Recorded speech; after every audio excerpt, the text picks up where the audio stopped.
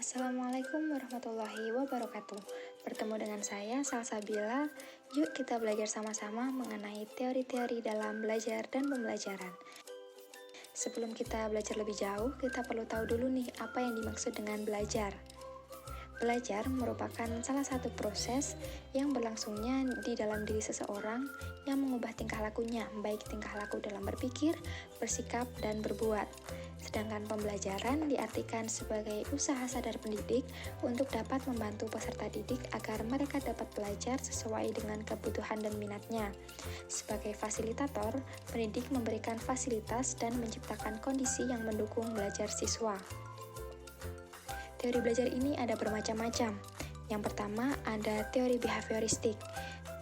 Teori ini mempelajari perilaku manusia. Selanjutnya ada teori kognitivistik. Teori ini mementingkan proses belajar daripada hasil belajar itu sendiri. Penganut aliran ini percaya bahwa belajar tidak hanya melibatkan hubungan antara stimulus dan respon. Selanjutnya ada teori sosial atau humanistik. Teori ini menyatakan bahwa manusia berhak mengenali dirinya sendiri sebagai langkah untuk belajar, sehingga diharapkan mampu mencapai aktualisasi diri. Yang terakhir yaitu ada teori konstruktivistik. Teori ini akan kita bahas pada kesempatan kali ini. Teori konstruktivistik menjelaskan bahwa pengetahuan tidak serta-merta dapat dipindahkan langsung dari pengajar kepada siswanya, melainkan siswa dituntut untuk aktif secara mental, membangun pengetahuannya sendiri berdasarkan kognitifnya. Di balik teori ini terdapat beberapa tokoh hebat yang berperan penting. Yang pertama ada Jean Piaget. Penegasan tentang penekanan teori konstruktivistik adalah proses untuk menemukan teori atau pengetahuan yang dibangun dari realita. Anak menjadi subjek aktif dalam membangun pengetahuannya. Terdapat 3 konsep yang digunakan, yakni asimilasi, akomodasi, dan equilibrium. Selanjutnya ada Lev Vygotsky. Lev Vygotsky beranggapan bahwa pertumbuhan dan perkembangan anak diwarnai lingkungan sosial atau budaya, maka dapat disebut dengan konstruktivis sosial. Vygotsky mengemukakan ada 2 elemen, yakni zone of proximal development dan scaffolding. Di balik sebuah teori, terdapat kelebihan dan kekurangannya.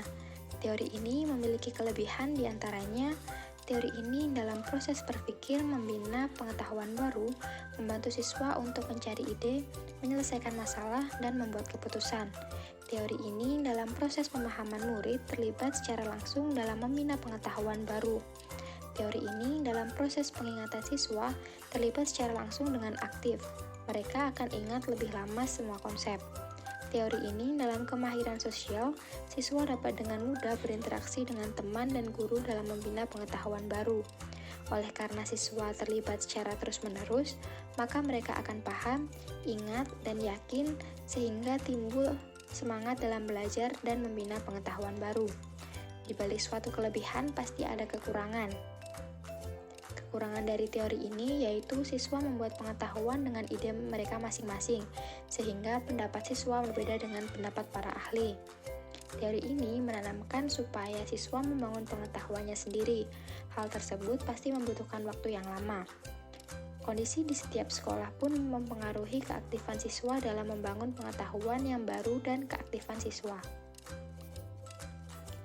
Implementasi teori ini dalam aktivitas pembelajaran, yakni belajar aktif atau active learning, siswa dapat mengaitkan informasi baru dengan informasi yang dimiliki sebelumnya atau bridging. Kemudian siswa mampu merefleksikan pengetahuan yang dipelajari. Guru berperan sebagai fasilitator, dan guru harus dapat memberikan bantuan berupa scaffolding. Untuk contoh metode pembelajaran yang digunakan sesuai dengan teori konstruktivistik, yaitu dapat dilakukan dengan cara presentasi, yakni tim 1 mempresentasikan hasil pekerjaannya di kelas, kemudian dari presentasi tersebut pasti akan muncul pertanyaan dari audiens, seperti bagaimana, mengapa, dan lain sebagainya. Untuk menjawab pertanyaan tersebut, maka diperlukan adanya proses berpikir secara konstruktivistik. Dari hasil tanya jawab dan diskusi, guru dapat mengetahui seberapa jauh siswa sudah mengonstruksi pengetahuannya. Pada saat proses diskusi, guru juga dapat sesekali memancing siswa dengan pertanyaan-pertanyaan sederhana yang berkaitan dengan konsep yang sedang dibahas untuk memperkuat pemahamannya terhadap konsep tersebut. Sekian yang dapat saya sampaikan, semoga bermanfaat. Sampai jumpa. Wassalamualaikum warahmatullahi wabarakatuh.